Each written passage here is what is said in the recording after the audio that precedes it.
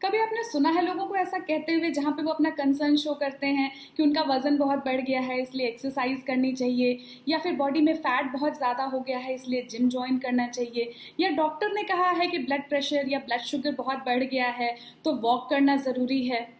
ये वो सारे कन्वर्सेशन है जो हमें ये विश्वास दिलाते हैं कि हमें एक्सरसाइज करना तब ज़रूरी होता है जब हमारी बॉडी सिग्नल्स भेजना शुरू कर देती है। और अगर आपको भी ऐसा लगता है तो ये वीडियो आपको लेकर के जाएगा एक्सरसाइज की दुनिया में, जहाँ पर आप जानेंगे कि एक्सरसाइज करना एक ऐसी आदत है जो ना सिर्फ आपकी बॉडी बल्कि आपकी पूरी लाइफस्टाइल में मिरेकल क्रिएट कर सकती है। तो सबसे पहली बात, जब आप एक्सरसाइज करते हैं तो आपकी स्केलेटल मसल्स की तरफ ब्लड फ्लो इंक्रीज होता है। आपकी बॉडी में वो हार्मोन्स सिक्रीट होते हैं जो बॉडी को सिग्नल भेजते हैं फैट को ग्लूकोज में कन्वर्ट करने के लिए, जिसकी वजह से आपका मेटाबॉलिज्म बूस्ट होता है, आपका एनर्जी लेवल बूस्ट होता है, आपका मूड एनहांस होता है और आप फिट और हेल्दी महसूस करते हैं। लेकिन यहीं पर एक कैच है, फिटनेस का मतलब सिर्फ पतले होना नहीं है जैसा कि आजकल ट्रेंड में है। और बहुत सारे लोग जिनका वजन सही है वो ये समझते हैं कि वो तो फिट हैं, उन्हें एक्सरसाइज करने की क्या ज़रूरत है, और दूसरे लोग भी उन्हें यही सलाह देते हैं कि आप तो फिट हैं, आपको एक्सरसाइज करने की क्या ज़रूरत है। पर हमें ये समझना चाहिए कि नेचर ने हमारा शरीर बनाया है चलने फिरने, दौड़ने, भागने, उछलने कूदने के लिए। तो अगर हम इसे शिथिल छोड़ दें और सीडेंटरी लाइफ बिताएं तो हम कभी भी स्वस्थ नहीं रह सकते हैं। जैसे जैसे हमारी एज बढ़ती है हमारे ब्रेन का साइज श्रिंक होना शुरू हो जाता है और न्यूरल कनेक्शंस में भी कमी आना शुरू हो जाती है। इसी वजह से यंग एज में हम जितना तेजी से रिस्पॉन्ड कर पाते हैं, एज बढ़ने के साथ ये रिस्पॉन्स टाइम ज़्यादा होता चला जाता है। और ज़्यादा उम्र में आप देखें तो डिमेंशिया यानी कि याददाश्त कमज़ोर होना या एल्जाइमर्स जैसी प्रॉब्लम्स भी हो सकती हैं। एक्सरसाइज करने से आपके ब्रेन की सेंसिटिविटी बढ़ती है क्योंकि आपके ब्रेन में न्यूरोट्रांसमीटर्स सिक्रीट होते हैं जैसे कि गाबा, सीरोटोनिन, डोपामिन, इन सब का लेवल बढ़ जाता है जो आपके न्यूरल कनेक्शंस को और स्ट्रॉन्ग बनाते हैं। इनफैक्ट रेगुलर एक्सरसाइज करने से आप नए न्यूरल कनेक्शंस भी बिल्ड कर पाते हैं और ये न्यूरोट्रांसमीटर्स आपके स्ट्रेस, एंजाइटी, डिप्रेशन इन सबको कम करते हैं, आपके मूड को इन्हेंस करते हैं। तो अगर स्ट्रॉन्ग ब्रेन चाहते हैं तो इस बात को ज़रूर याद रखिएगा। और इतना ही नहीं, जब आप एक्सरसाइज करते हैं तो आपके ब्लड में एड्रेनलिन हार्मोन का लेवल बढ़ जाता है। इसकी वजह से हार्ट बीट फास्ट हो जाती है, ब्लड कैपिलरीज तेजी से फैलने और सिकुड़ने लगती हैं और ब्लड फ्लो बहुत इंक्रीज हो जाता है। इससे होता क्या है, जल्दी जल्दी फैलने और सिकुड़ने से आपके हार्ट और आपकी जो ब्लड वेसल्स हैं ये ज़्यादा स्ट्रॉन्ग बनती हैं। तो अगर दिल की बीमारियों से बचना चाहते हैं तो एक्सरसाइज करना आज से ही शुरू करिए। क्या आपको पता है कि नॉर्मल रेस्टिंग कंडीशन या फिर डे टू डे एक्टिविटीज़ में हम अपनी लंग कैपेसिटी का केवल 50% ही यूज़ करते हैं, और अगर यही कंडीशन सालों तक बनी रही तो हम अपनी लंग कैपेसिटी का बहुत सारा हिस्सा खो सकते हैं।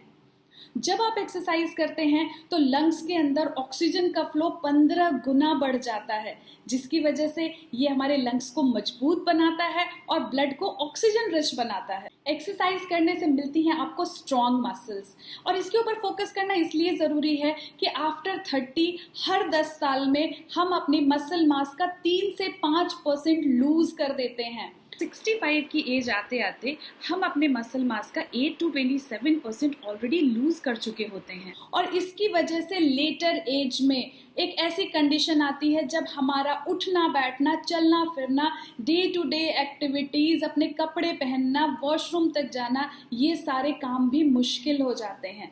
तो अगर अपनी लेटर एज तक फिट बने रहना चाहते हैं, अपने काम खुद करना चाहते हैं, तो आज से ही अपने मसल मास के ऊपर फोकस करना शुरू करिए। और मसल मास को बढ़ाने के लिए केवल प्रोटीन खा लेना एनफ नहीं है, क्योंकि प्रोटीन आपकी बॉडी में तब तक यूज नहीं होगा जब तक उन मसल्स को हम टास्क नहीं देते हैं। तो जब हम स्ट्रेंथ ट्रेनिंग करते हैं, जब हम एक्सरसाइजेस करते हैं, तो मसल्स को हम एक टास्क देते हैं जिसकी वजह से वो ग्रो करती हैं, स्ट्रॉन्ग बनती हैं। और आपके आर्म्स एंड लेग्स में जब मसल का साइज बड़ा होता है तो वो हेल्प करता है आपके हार्ट तक ब्लड को वापस से पंप करने में। और यही वजह है कि सोलियस मसल जो कि आपके काफ के अंदर होती हैं, इनको सेकंड हार्ट भी कहते हैं, क्योंकि हमारे पैर हमारे हार्ट से बहुत दूर होते हैं और ग्रेविटेशनल फैक्टर भी होता है, जिसकी वजह से वहाँ का ब्लड हार्ट की तरफ वापस से फ्लो करना थोड़ा मुश्किल होता है। अगर आपके मसल का साइज बड़ा है तो वो मदद करती हैं आपके हार्ट की तरफ वापस से ब्लड को पंप करने में। तो इसलिए अगर मसल मास हमारा कम होता जाता है तो ये हमारी ओवरऑल हेल्थ के ऊपर इम्पैक्ट डालता है। और 30 साल की उम्र के बाद केवल मसल मास ही नहीं, हर साल बोन मास भी कम होता चला जाता है और इसी वजह से एज बढ़ने के साथ साथ ऑस्टियोपेनिया या ऑस्टियोपोरोसिस की प्रॉब्लम आना शुरू हो जाता है। और स्पेशली लेडीज़ में मेनोपॉज के बाद, क्योंकि बॉडी के अंदर ईस्ट्रोजन हार्मोन का लेवल बहुत कम हो जाता है, तो ये बोन मास का जो लॉस है वो बहुत फास्ट हो जाता है। अब अगर हम अच्छा बोन मास चाहते हैं तो इसके लिए सिर्फ कैल्शियम खा लेना काफ़ी नहीं है, क्योंकि अगर हम अपनी हड्डियों को चैलेंज नहीं देते, स्ट्रेंथ ट्रेनिंग नहीं करते, वेट बेयरिंग एक्सरसाइजेज नहीं करते, तो कितना भी कैल्शियम खा ले हमारा बोन मास नहीं इंक्रीज होगा, हमारी हड्डियां रीबिल्ड नहीं हो सकती हैं। तो इसलिए इम्पॉर्टेंट है कैल्शियम का इंटेक और साथ ही साथ स्ट्रेंथ ट्रेनिंग करना, अगर आप लेटर एज में भी हेल्दी बने रहना चाहते हैं। तो अब सवाल आता है कि कैसे एक्सरसाइज करें, कौन कौन सी एक्सरसाइजेस करना हमारे लिए इम्पॉर्टेंट होता है, या हम अपने हफ्ते भर की एक्सरसाइज का स्ट्रक्चर कैसे प्लान करें। जब भी आप अपने लिए एक्सरसाइज का प्लान बनाएं तो वो ऐसा होना चाहिए जो कि सिर्फ एक चीज पे फोकस ना हो, जैसा कि बहुत सारे लोग करते हैं, या तो सिर्फ रनिंग कर रहे हैं, या कोई एक स्पोर्ट खेल रहे हैं, या फिर स्विमिंग जा रहे हैं, साइकिलिंग कर रहे हैं। एक्सरसाइज का प्लान ऐसा होना चाहिए जिसमें चारों तरीके की एक्सरसाइज शामिल हो, जिसमें से पहला नंबर आता है इंड्योरेंस ट्रेनिंग, जिसमें हम फोकस करते हैं हमारे हार्ट और हमारे लंग्स के ऊपर, जो हमारे ब्लड फ्लो को इंक्रीज कर देता है, जिसके अंदर आता है स्विमिंग, साइकिलिंग, जॉगिंग या कोई स्पोर्ट खेलना, ये सारी तरीके की एक्सरसाइजेस।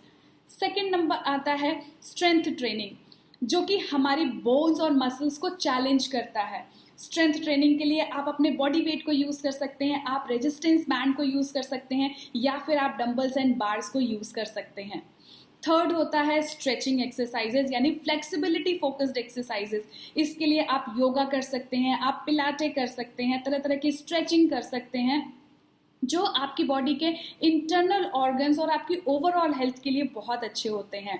और फोर्थ होता है बैलेंसिंग एक्सरसाइजेस, क्योंकि जैसे जैसे हमारी उम्र बढ़ती है हमारा बैलेंसिंग और कोऑर्डिनेशन कम होता चला जाता है, इसीलिए आपने देखा होगा एल्डर एज में गिरने का खतरा बहुत ज़्यादा बढ़ जाता है। तो अगर बैलेंसिंग एक्सरसाइजेस हम यंग एज से ही फोकस करते हैं तो आपका कोऑर्डिनेशन और बैलेंसिंग लेटर एज में भी अच्छा बना रहता है। तो हमेशा याद रखिए, एक्टिव रहना is the key to good health. So keep active, stay motivated. See you next time. Bye bye.